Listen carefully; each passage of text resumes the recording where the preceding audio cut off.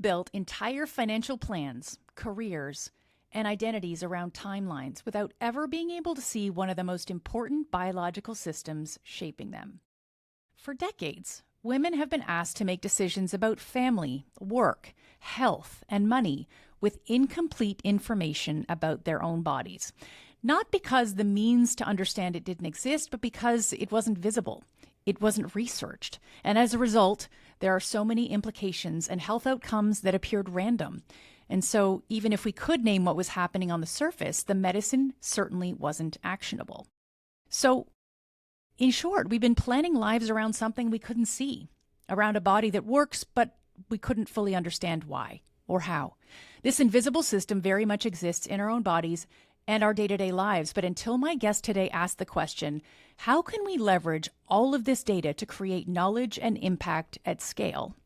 I, like every other woman before me, walked a lot of my health journey in the proverbial dark. And as it happens, maybe the reason I flinch when I say the word ovary is because only women have them, or because many aren't even exactly sure what it is and how it does and how it happens, or simply because it produces flashbacks of grade 7 health class. Who knows? But in case you, like me, also didn't know very much about what happens to be the very epicenter of creation itself, the ovary is about the size of an almond. It weighs less than a teaspoon of sugar. And when a baby girl is born, each ovary contains approximately 1 million eggs. So much like the very finite 1,440 minutes you have every day, the roughly 100 years of your lifespan, or the 140 bytes of information you can process at any one time, the ovary is not just an organ, it is a finite, time-sensitive biological system that governs far more than reproduction. Over and above the connections that this little powerhouse has with the rest of the human body, as we're going to explore today, it holds profound power to solving highly important problems, like how and when a woman can mindfully plan the chapters of her career, her earning years, when or even if she should invest in vitro fertilization or hormone replacement therapy, and how to invest her time, energy, and attention and money to extend both health span and impact across generations. My guest today is the very impressive Kiran Kumar, founder and CEO of Timeless Biotech, a software company developing AI-powered biomarkers, starting with Menopause, the first and only ovarian age clock. Kiran is a biotechnology bioengineer who's worked in the longevity space with brands like Timeline, OneSkin, and Eli Health. Kiran is on a mission to make ovarian age a vital sign, giving women and their providers the predictive intelligence to act early and effectively. And her company, Timeless Biotech, is developing AI-powered biomarkers that analyze blood work that doctors are already running. Their flagship product, Menopause, is a patent-pending AI-powered ovarian age clock and time-to-menopause predictor built as a clinical decision support tool. Wouldn't that be incredible? Oh my goodness. Timeless is actively licensing the tool to clinics, digital health providers, and health systems to enable improved care across fertility, perimenopause, cardiovascular prevention, metabolic conditions, and more. But in case you're still asking yourself, why ovarian aging? Well, my friends, it turns out the greatest way to have impact at scale, as Kiran says, is to start by focusing on something that is small. So Kiran Kumar, thank you so much, and welcome to the Flourish Feed podcast. Thank you so much for such an incredible intro, Gillian, and so happy to be here. Wonderful. Now, I just used a lot of words to describe something you do that is very complex about something that is very, very tiny. But if you had to say it simply, what is the system inside a woman's body that most shapes her life that we've historically had the least visibility into? What are your words for all of this? Yeah, of course. You said it best. The ovary seems very inconsequential. When we talk about the ovary, we think we're just talking about fertility because that's really where we start to focus on our ovarian health, when we start to have issues with conceiving and when we focus on being able to bring new life into the world. But the reason why we focus on it with so much detail is because research finds that the ovary is actually the #1 lever for female health span. What does that mean? That means if you want to live healthy for as long as possible, then you need to focus on ovarian health and ovarian health span. It's a very pertinent element for our entire body's health. So you're talking about brain health, bone health, muscle health, heart health, virtually every organ system of the body. And it's all hinging on what we consider the ovarian lifespan because of the importance of hormones like estrogen and like progesterone in the body. So, because of this important link to our overall full body health, we wanted to find a way to map ovarian lifespan, map ovarian health, so we could make it clinically visible in practice. That sounds so fascinating and so relevant to at least half the people that I know, those being the women. But why did this remain invisible for so long? If it's a science problem, then why didn't science look at it earlier? If it's a data problem, why weren't we collecting data earlier? I mean, or is it a prioritization problem? Why did it stay invisible for so long? Well, I would say it's a cocktail of problems for sure, like most women's issues are. There's definitely elements of prioritization, of course, with women's exclusion in clinical trials for so long, obviously, and even when researched, most of the time women are researched in the postmenopausal years because the cycle introduces complications. So I like to equate it to the human tendency to avoid things that are complicated. As people, we have a tendency to stray away from things that aren't as clear and direct. And the ovarian cycle is anything but clear and direct and easy to analyze. So when we talk about research and we talk about controlled settings, there was a natural tendency to move away from these populations. However, now, because we have advanced tools that are able to take large amounts of information and synthesize them and interpret them and recognize them and give us simple outputs and simple answers, we can revisit this problem and tackle it in a way that doesn't put as much of the pressure of understanding complex things on us, but instead puts it on machines like machine learning engines and artificial intelligence. Wow, that's brilliant. So we can't just blame the fact that it remained unlooked at for so long. It's actually also as you called it, a complexity problem, but let's go into that complexity problem a little more. Yes, it operates on a cycle. Women operate on a cycle, but is it also the variability of women never having the same cycle twice, or some women never actually sharing the same cycle? Is it also like endlessly kaleidoscopic in its permutations? Is that part of the challenge? And how is it that AI is helping you solve that? Yeah, absolutely. So there's one level of variation that you mentioned, right? Which is the cyclic level variation. Then there's variation of one woman's hormone levels versus another woman's hormone levels. One woman's normal could be another woman's high, and one woman's high could be another woman's low. That's the crazy thing about hormone values and why it's so difficult to extract meaning from a hormone test, because my estrogen could be way higher than someone else's. How would you know if I'm experiencing estrogen decline if you take a static one-time blood test? It's very, very challenging. So there's variation from one woman to the next because there's personalization. On top of that, you have variation within the cycle. We try to understand, when is a woman going through a follicle phase, a luteal phase, which are all stages of ovary development. We don't have to go into that. We don't know too much about it anyways. And when a person is ovulating. So we assume you must ovulate at the 14-day mark in your cycle, midway through your cycle. But that's not true at all. You could be ovulating at a For completely everybody, it's not different. true. Exactly. Right. So there's just a lot of levers and things that are in flux in the women's system, and that's why it's been so challenging to recognize where a woman's ovarian health stands. And we typically go based on symptoms that are incredibly generic and hard to pinpoint. So when we were starting to develop this tool, we wanted to focus on giving the machine all this information that we have been historically trying to interpret to map the ovary and allow it to run its conditional pathways, in our case, 100,000 conditional pathways, to figure out and see what we couldn't. That's remarkable. So tell us a little bit more about that moment of innovation for you.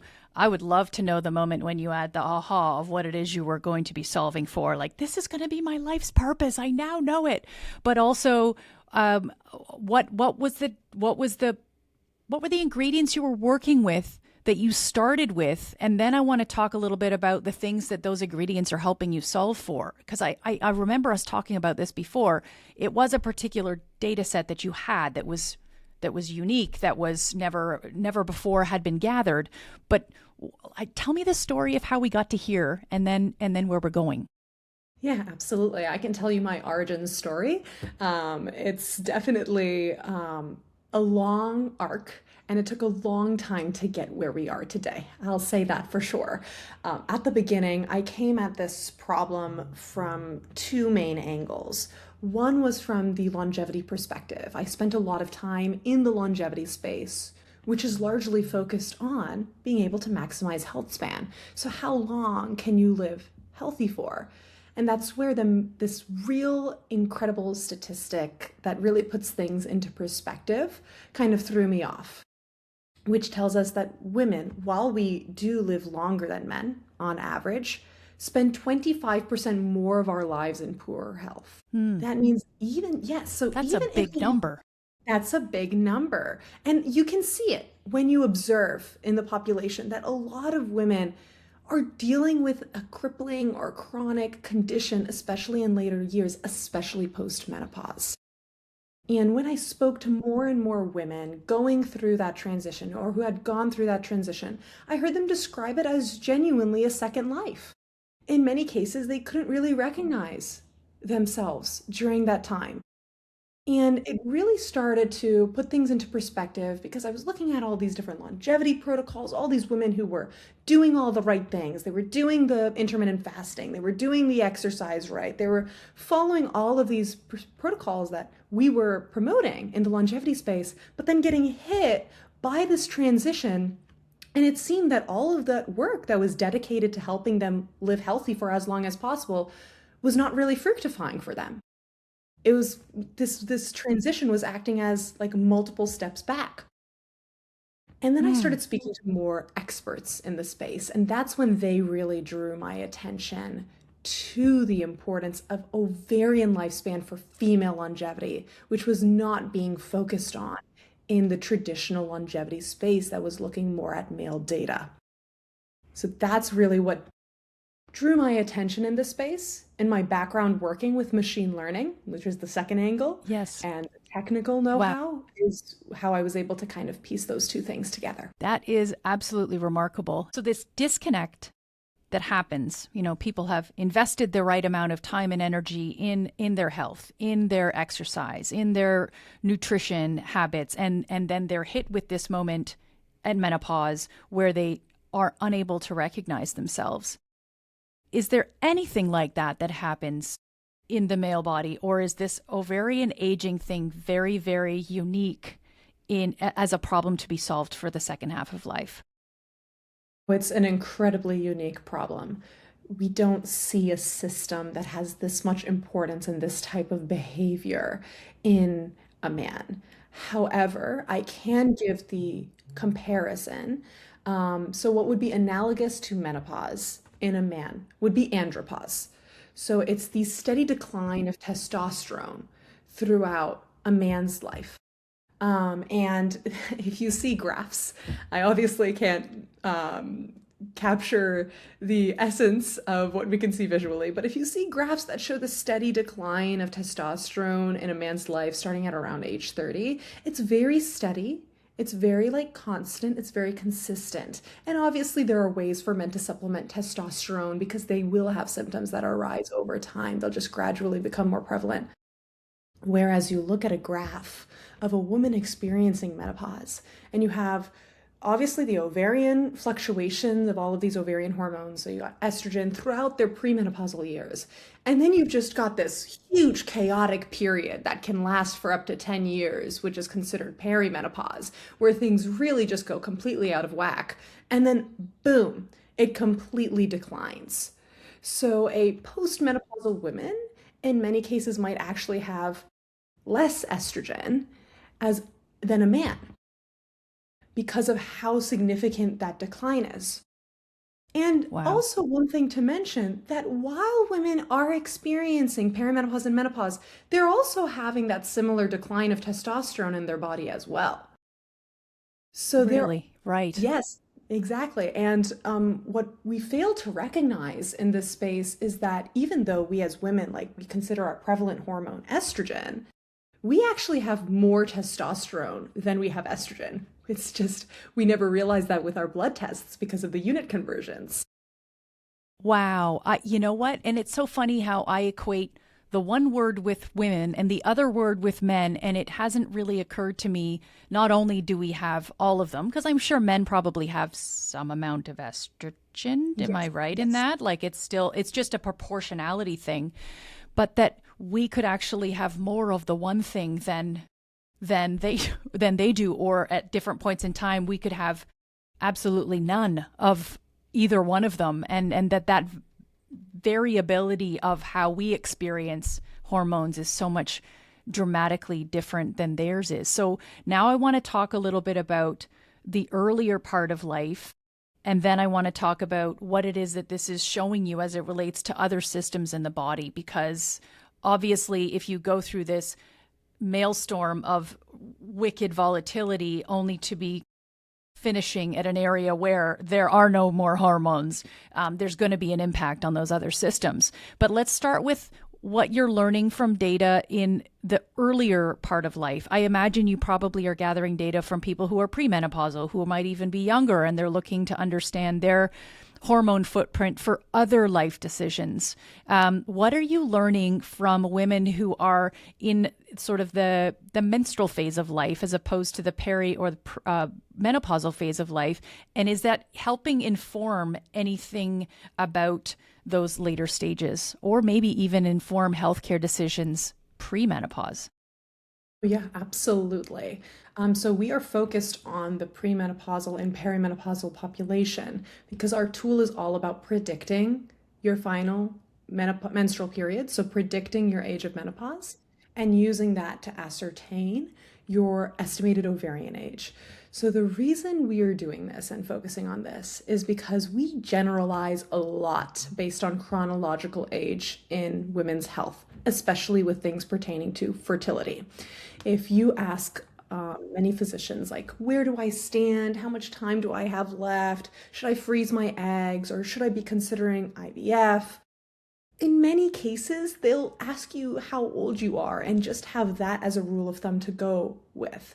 They might do some Mm. hormone testing, but like we discussed, there's so much variation in those hormones, it's really difficult to actually get a snapshot of how much time you have left and what your reproductive lifespan looks like. So instead of working off of chronological age for a very significant decision, wanted to introduce that level of personalization into women's decision making so you can decide based on your own values, not based on population averages. Take it from me, I've looked at the data. There is too much variation from one woman to the next. There's too broad a distribution for us to be working off of population averages in 2026 to decide how much time a woman has left to conceive. It's a really major decision that we're working, like, we're not adding any element of personalization to. And So that's, absolutely making decisions in the dark, as I feel like I've made most of my life healthcare decisions as a female in the dark, but now I really feel why, and that is because a lot of this was based on generalization. um, I don't want to freak anybody out, but if you have any sense of, when you understand your chronological age versus your ovarian age, are there really wild swings in the difference in those numbers for some people, or are they within a standard deviation of maybe a few years? How wide of a range have you seen in the difference between chronological and ovarian age? we've seen pretty wide differences. The first test we actually ran clinically was with Kayla Barnes. If you're familiar with her, she's very big in the female longevity space. She's actually one of our advisors. Mm. She's considered the most measured woman in the world. So she was very excited to get this done. And she does a lot of biohacking, so we expected a positive result from her. But what we found is that she actually had a 5-year younger ovarian age from her chronological while being in her 30s. So that's very early on in Interesting. your reproductive lifespan to have that significant like lower ovarian age, especially considering how narrow that reproductive lifespan typically is. So that's Hmm. one result that was like our opening result. And since then we have seen significant cases of acceleration where the person was actually at risk for premature ovarian insufficiency, meaning a clinically early menopause. So they're at risk Mm. for their ovaries failing early. And there are certain proactive interventions the person can take to prevent that from happening, potentially. We haven't been able to develop much interventional data because we've never had a tool like this before used, but there are definitely strong medically recommended things that they can start acting on. So we've seen in multiple different directions a variation. To give an idea of how broad the distribution is, according to like statistical data, 80% of women have menopause in a 20-year range. A 20-year range for a And it's a reproductive how long life. of a and this is a moment, although peri can be 10 years, how menopause itself is how long in duration. It's just a So moment, is menopause, it? yeah, it's technically just a moment. You're absolutely right. Whereas perimenopause, that's basically the entire transition that can happen 7 to 10 years before. So if you're looking at this distribution of 80% of women, right? So you're not talking about the outliers here. And you're looking at this 20-year range, so from 40 to 59, that means it's not unusual for a woman in her early 30s to start experiencing perimenopausal symptoms. Peri. That doesn't make her an Wow. outlier. Right. So that's the incredible part of Imagine if how we had had this and it's just the beginning. Like I feel like everything you're doing is just the beginning because we're getting one sample right now of this moment, but you're going to continue to gather samples and you'll be able to, I suppose, interpret what other lifestyle factors or what other environmental factors or work style factors may be impacting that range, whether it's what did you say, 40 to 59, or maybe it becomes earlier, or maybe it becomes later because we do start and continue to live longer. All of that's really, really fascinating. The other part that I want to talk a little bit about is when you now know your ovarian age, and let's just imagine that the fertility part is either something you've already experienced, you have children, but now you know your ovarian age is X, and therefore you might need to consider that your last period is going to be Y. Now we have planning tools to figure out what about managing our health care proactively, because I know that the ovary itself, you've said, is so connected to these other systems. So once I know my ovarian age or I know when my last menstrual period is going to be, what else am I looking for in order to make sure that the other systems and organs in my body remain healthy? Yeah, that's definitely a good question. And the biggest part of what we built, right, is now what do I do? If there's one thing I learned in the longevity space, it's that you can't just tell people where they are and you can't just tell them what to do. You have to tell them where they are, then tell them what to do, and then tell them where they are again. It's the only way to Mm. get them to adhere. And that's why actionability is a big part of this tool, which has never been the case historically with the ovary. We've always considered this an unmoving, ticking time bomb. We can't have any control over it, which is simply not the case. We have Mm. developed we've looked retrospectively at data. We're going to be looking more prospectively at data to see how interventions are actually moving the needle, meaning potentially delaying menopause to promote female health span in the population. And there are things that you can do. It's just a question of what those things are. So, like you mentioned, the ovary is like a vital sign. It's well recognized as a vital sign in the space and such a big lever for health span. And with all of these incredibly health conscious women, they'll now have a metric that they can use, which is personalized to them. I like to call the ovary and the ovarian clock the missing piece of the puzzle. We have risk assessments for all these various conditions, right? We have risk assessments for cardiovascular disease. We have ways to look at prevention for Alzheimer's, brain health, bone health, muscle health. But the one thing that has always made these tools underperform for women is the fact that they haven't taken the ovary into account. So now that we have this information, we're catching up in that health race of actually being able to look at a comprehensive view of our health. And there are things we can do. For instance, we've done a retrospective analysis on KSM 66 ashwagandha. It's a specific form, like a specific, very absorbable form of ashwagandha. It's a complete nutraceutical, not a therapeutic intervention. And we found it actually had a pause on ovarian aging in a 3-month window. Really? Yes. Really? Yes. That's one of my favorite things. Like, honestly, I take that every single day. And I take it because they told me it would be good for just general stress management. That is a very interesting reading of that intervention. Wow. Yes, it was incredibly fascinating for us to see. And that's, of course, at the 600 milligram dose of that supplement, and it had statistically significant effects. So that was incredibly impressive. We're also looking retrospectively at hormone replacement therapy in the perimenopausal population. And we find that actually has slowed ovarian aging as well in cohorts and pushed off the final menstrual period. So that's an incredibly interesting finding. We're looking at GLP-1s in combination with hormone replacement therapy because they have such a prominent influence on ovarian, like on inflammation, which has such an important influence on the ovary, and insulin sensitivity, two things that are very tied to fertility and ovarian health. So there are many different things we're looking at so we can get some specific interventions that move the needle on age of menopause and ovarian longevity. You mentioned inflammation, and that just seems like a really great topic if we could stay there for a second, because there are so many known things that we can either ingest or expose ourselves to that increase inflammation. Are there lifestyle factors that you've started to test as having an impact on ovarian aging, or are you more at this stage focusing on I don't even know what you'd call those things, substances or supplements? Are you also looking at also external factors? So we are looking at across the spectrum. So our report also has a lot of lifestyle recommendations. I think everyone agrees it's a complete combination that's needed, and lifestyle is the foundation of things.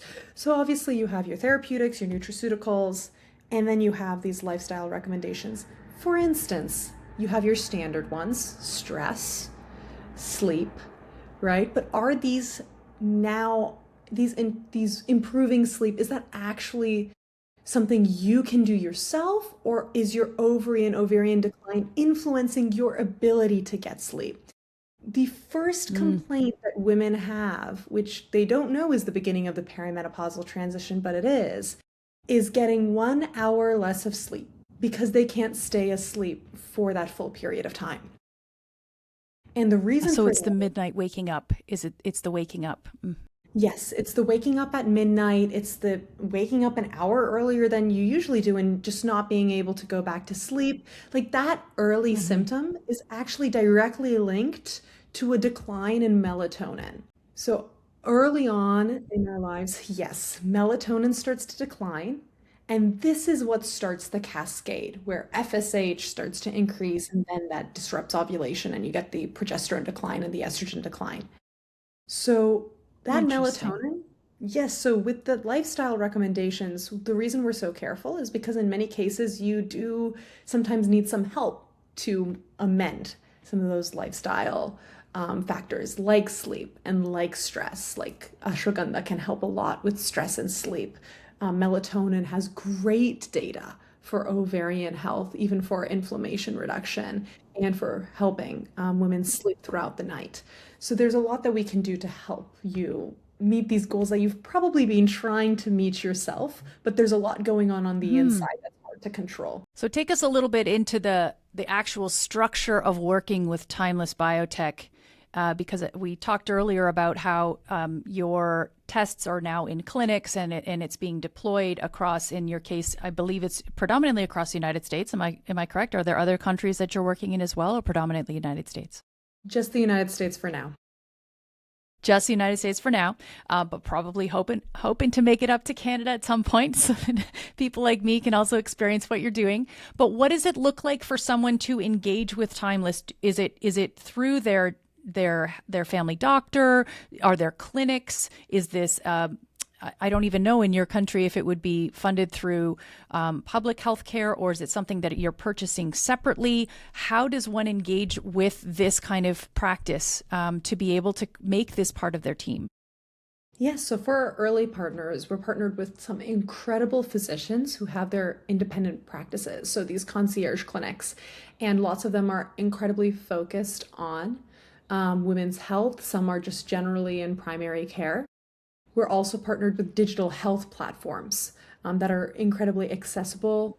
Like they operate, like the one we're partnered with, Evolve Telemedicine, operates in all 50 states. They're actually baking this into their routine panel and their routine testing because they agree with us. This is a vital sign. It needs to be tracked. So there are definitely two great areas to gain access to the tool if we actually release the different concierge clinics we work with at this stage and the digital healths, which can be, you can go to them, you can ask for the test. If they're already testing routinely, then it'll already be part of your panel. And we're also working on penetrating into traditional healthcare. So that's where you have the health systems, eventually labs that would just layer this seamlessly on top of all women hormone tests. And the reason for that is because women's hormones are really difficult to interpret on their own. So we need a level of interpretation to actually be able to extract value from them. So that's why we openly say, like, yes, we know that this is currently the gold standard in the space, but we don't want it to stay the gold standard. It should be the new standard of care. And that's why once this test expands and catches, no one's going to want a typical hormone test anymore. No one's going to want to stare blankly at their hormone values with no idea what they mean. They're going with no to idea want, what they mean, 100%. Exactly. They're going to want a way to tell me my ovarian age, right? I think that's what you're saying is the understanding your ovarian age is now the new standard that we want to be aiming for, because once we know that, then we can consider these other interventions in order to manage that, hopefully later and later and later, because a higher ovarian age equals a better operating system is what we're saying, because we're avoiding that crazy volatile change up in hormones that ultimately end up in the crater or whatever it is that happens. The way it's been explained to me, although I'm kind of in the middle of it myself, is that it's a series of new normals, or the volatile part as you're going through it. It's just that it would be really nice to know and be able to understand what those new normals are in something other than a number that doesn't really mean much. But certainly knowing my ovarian age and being able to manage it would be sort of like me knowing my resting heart rate and being able to manage it. I do everything I can to keep my resting heart rate low. I do everything I can to keep my restorative sleep number high, but I have no idea how to manage these other aspects related to my hormone health. So you mentioned earlier that you said, I think it was one of the ways in which you can extend your ovarian age was actually early use of HRT, like during perimenopause, or tell me a little bit more about that, because that seems to be a topic that we just don't have enough language around as far as when to talk to a doctor about HRT. But it sounds like you have a really great application for challenging it before menopause and asking for use early. Yes, absolutely. So that is one of the use cases for the tool for sure, which is knowing when should a woman be looking, at least starting the conversation for menopausal hormone therapy, HRT. And one thing I want to definitely state is the literature is quite clear that timely use of hormone therapy, in which is actually technically supposed to be right before symptoms start. So timely use of hormone therapy is very good for reducing all-cause mortality in women and reducing your likelihood of a cardiovascular event.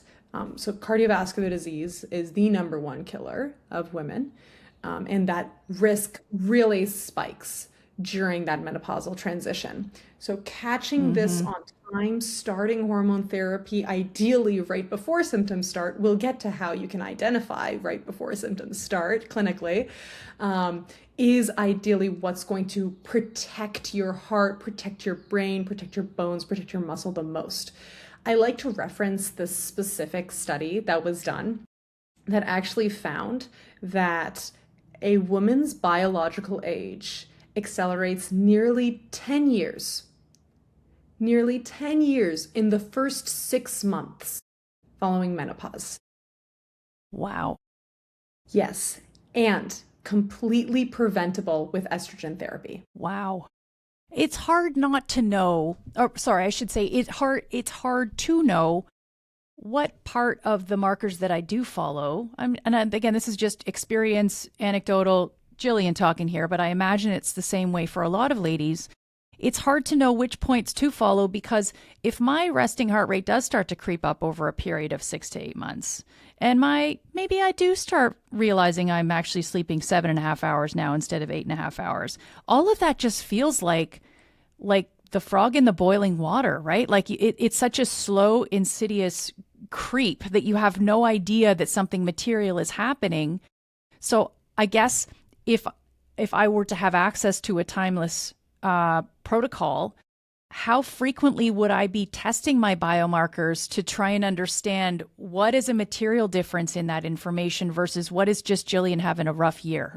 Because sometimes it could just feel like work stress and you just chalk it up to life instead of to my body. How frequently does testing have to happen for it to be helpful? Yes, so you can take one test and it'll actually be able to give you a trajectory. So that's the real value of this test, is it's not just telling you if you're within certain thresholds right now. We actually do things that are way more complicated than thresholding because that's not very valuable with female hormones because of what we discussed earlier. It's really looking at the full picture of these hormone values and the self-report information to tell you when you actually can expect menopause to happen. So you can take that test in your 30s or like early 30s, late 30s, and get a sense of it. And then you can come back annually and start to test to see how the needle might be moving. So now it's about actually taking control of that value and trying to influence it. But yes, as you get closer and closer to that actual date, that final menstrual period, you can actually start testing more frequently because you might be on more intense interventions that you want to see, like you want to identify, are these working? Or hey, I've started working with this new gym and I'm doing a lot more high intensity interval training and I feel like I missed a couple And I of want to see if it's periods. pushed my ovarian age.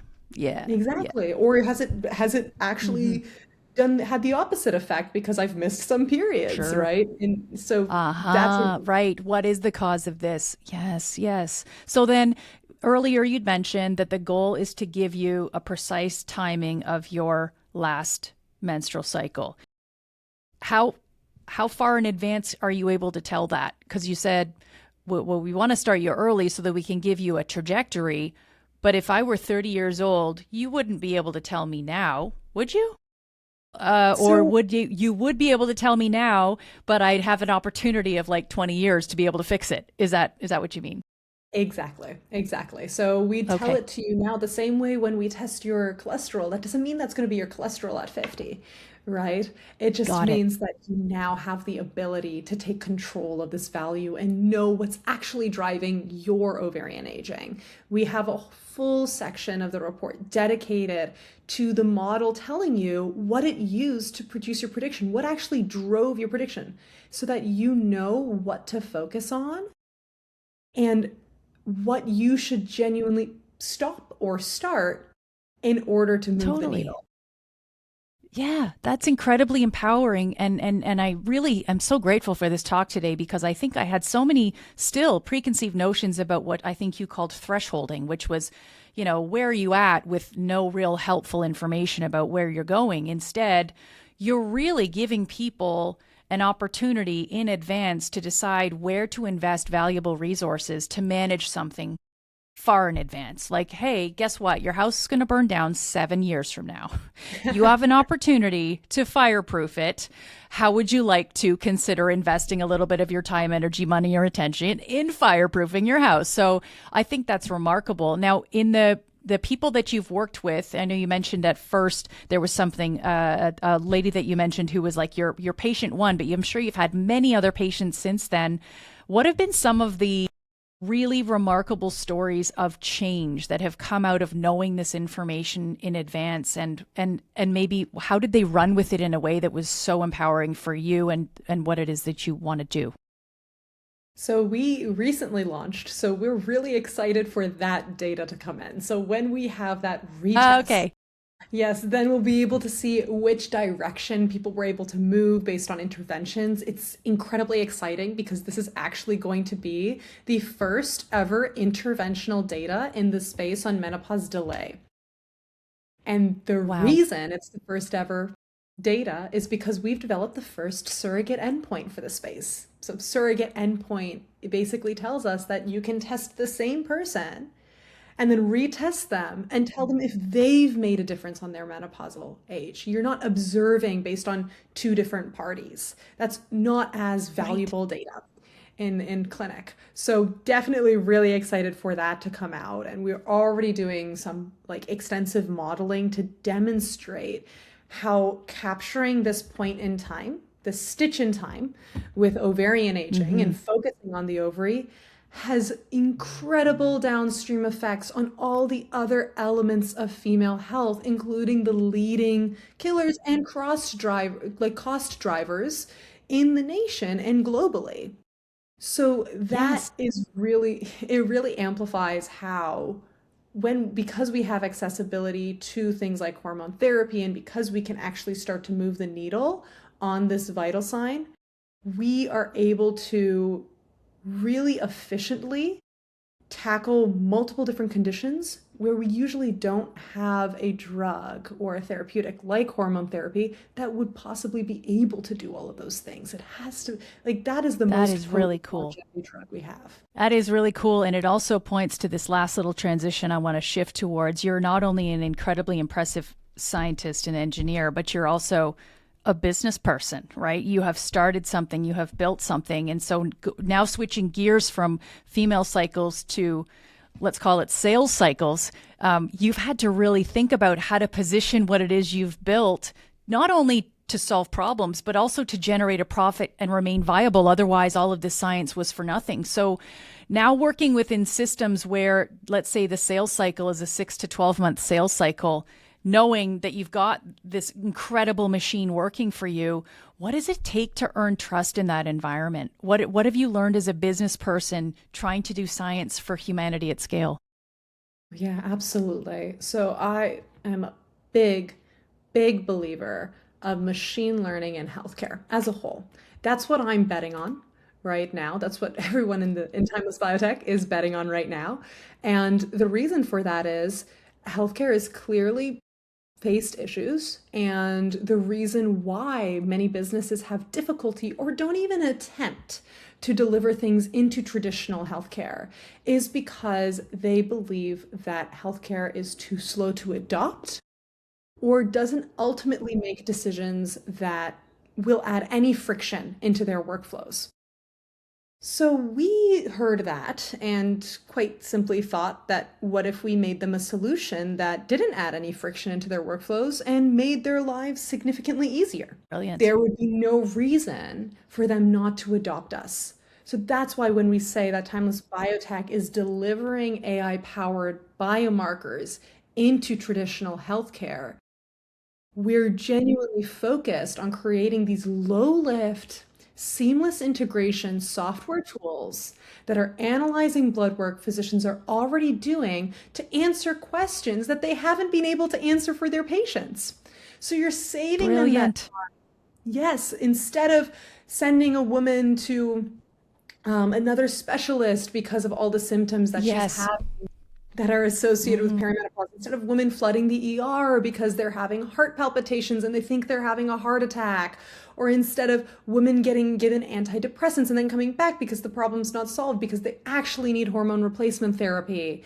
All of these different levels of waste that, unfortunately, that's the term that's used, waste that are happening in the health system where neither the patient is benefiting nor the provider can be fixed with something that won't take them any time at all. Brilliant. Oh my gosh. And so not disruptive, right? Like a lot of times when we think of tech, we think of disruption. We think of something that's actually trying to break the thing that it is being born into. And instead, you're trying to work with the thing that you're trying to birth this beautiful entity into.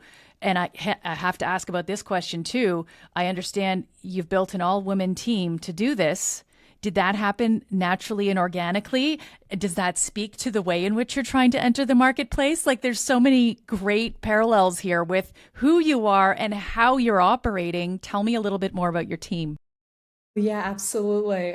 Yes, that did happen organically. It just so turns out that when you build something like this that is transformative for women's health, and you tell people who've been in the healthcare space for 25 years and have brought products to market and know how to bring innovative products to market and scaled businesses to like 50 million in revenue, that you happen to catch the attention of women in that space who are going through these transitions and know how elegant a solution this is. So it just naturally happened that the people who were most compelled by this problem, by what we're building, are the people who know this space like the back of their hand, are extremely experienced executives, female executives in health tech, who also are, like I said, women.